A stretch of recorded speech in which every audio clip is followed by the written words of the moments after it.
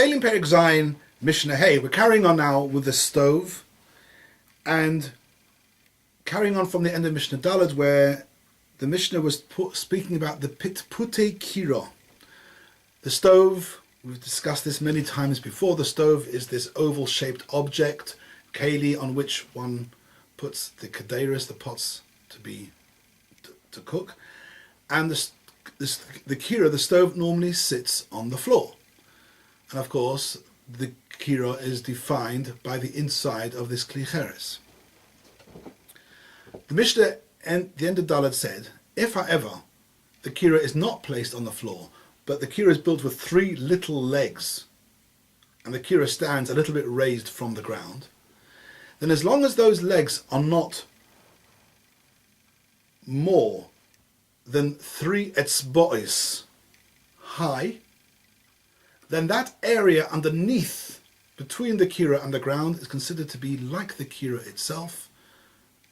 Metamim b'magav aver, which means that it's a proper part of the kira, no matter how the kira or the space becomes tommy through maga, the sheretz touches any of it, or the sheretz is actually, of course, touches from the inside, and the sheretz is suspended in the toich of either the kira or the space underneath, then it's all one, and that whole kira plus the space underneath becomes tommy. That was the end of Mishnah Daled.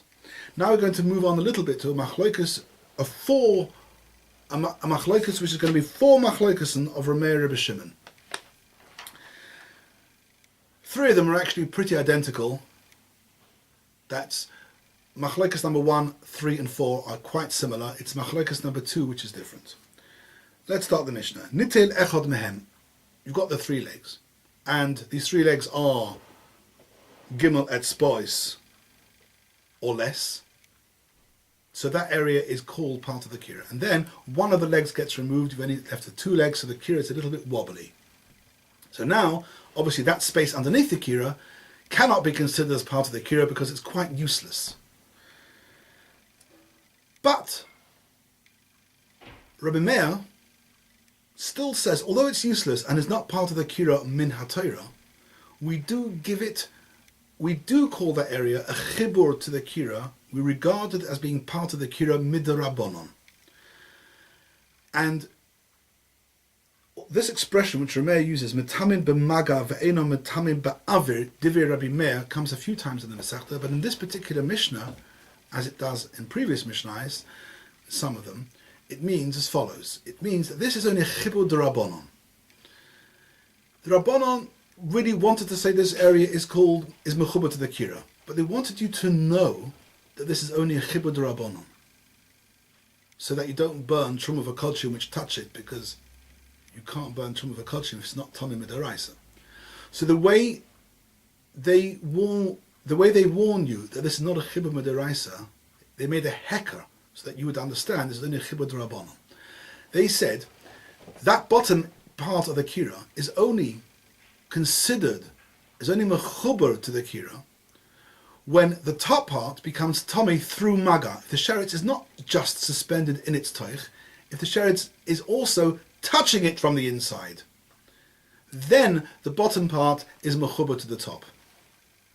If the sheretz is only merely just suspended in its toich, where there's no negir at all, then we can relax the rule, and the bottom bit is not mechubar because we're only dealing with a chibur d'Rabbanon. And that's what the expression means, metamin b'maga ve'eno metamin ba'avir. Rabbi Shimon Matayr, he doesn't hold this chibur d'Rabbanon at all. He said it's not a chibur, it's got nothing to do with the tanur, there's no reason to use this chumrah of metamin b'maga ve'eno metamin ba'avir. A very similar machlokas, says the Rash, was held between Reb Meir and Reb Shimon in Perek Hey, Mishnah Gimel, about the Beis HaPach and Beis HaTavin and Beis HaNeir, when you have an appendage to the kira to put the candle on or the oil.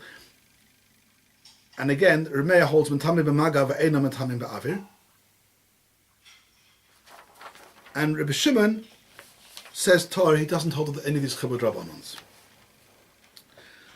So that's the machlokas, the first machlokas in the ratio of the Mishnah. We'll carry on with the Mishnah.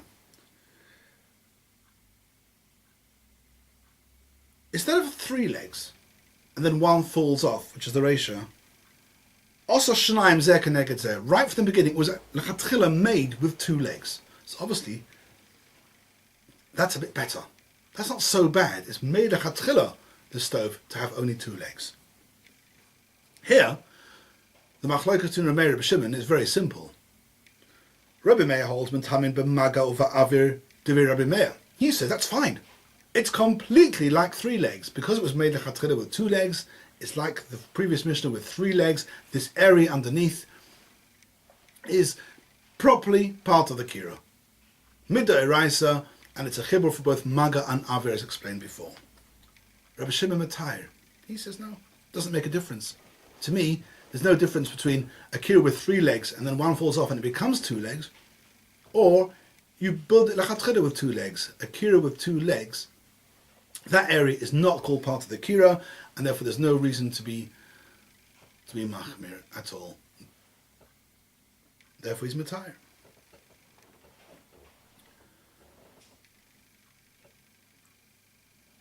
Third case.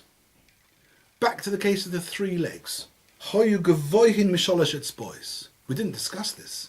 We said that the area underneath the kira is considered to be part of the kira if the legs are sholosh etzbois high or a bit less. What happens if they're more?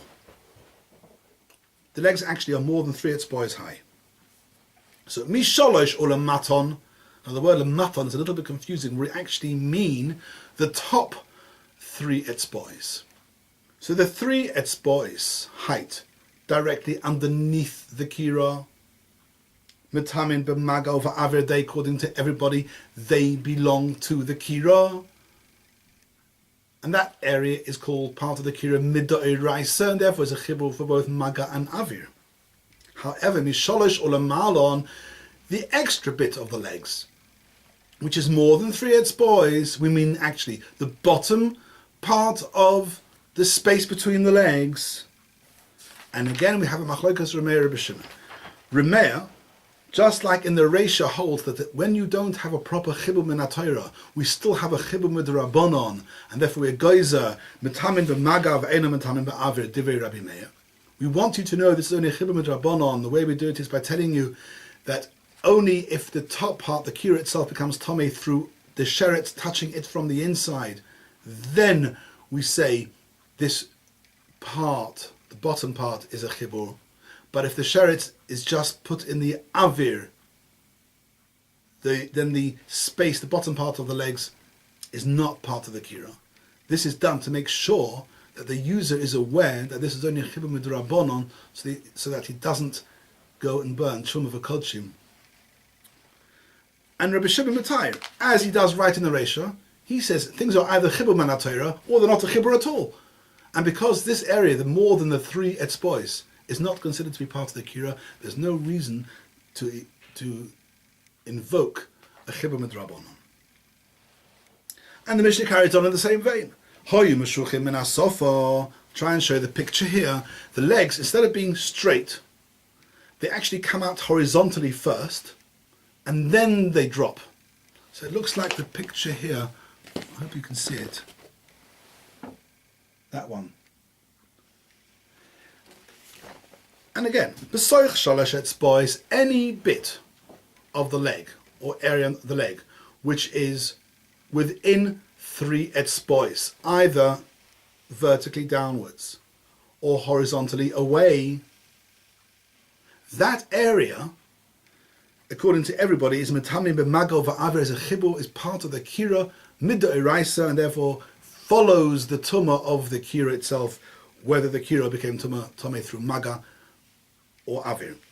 Chutz migim and etzbois, but that part of the leg which sticks out more than 3 etzbois, both horizontally or vertically away. Say machlokes again. Rabbi Meir says metami b'maga ve'eno metami b'avir divrei Rabbi Meir. The extra part is only a chibur midrabanon, and therefore only becomes tomei if the kira itself becomes tomei through maga, not through avir, as we explained in the Reisha of the Mishnah.